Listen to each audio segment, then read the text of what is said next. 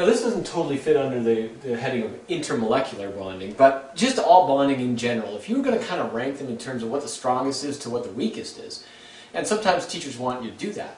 Well, first of all, what's the hardest substance that we know of? Really, that's diamond, right? Which is just a bunch of carbon atoms all bonded together. So what do we call that? Well, those are covalent bonds, but they actually form a network that can be very strong and compressed into graphite and diamond, these carbon bonds that essentially will just make something like coal, for instance.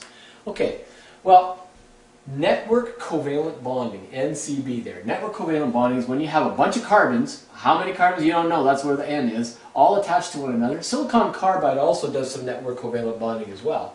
And they just form a network of carbons spreading out, and that right there is the strongest type of bonding that we know.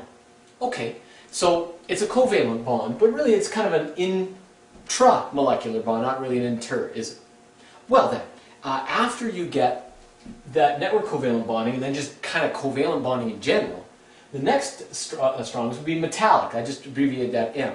But metals actually are really strongly bonded.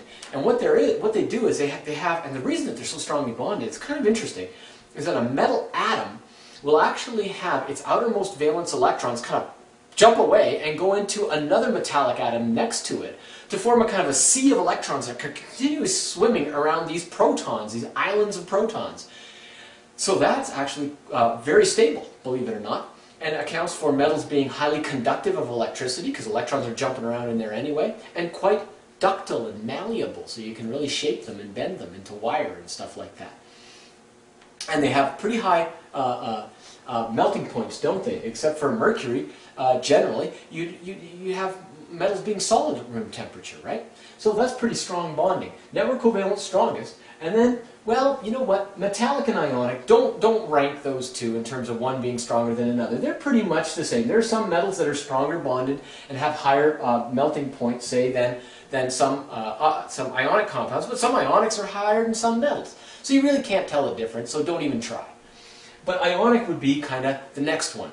And you know why? Because remember, LDF, that intermolecular force, then if something has dipole-dipole, it's also got LDF, and if they're isoelectronic, or have the same number of protons and electrons as one another, two different molecules, you can actually say that the one with the dipole-dipole is stronger than the one with the LDF.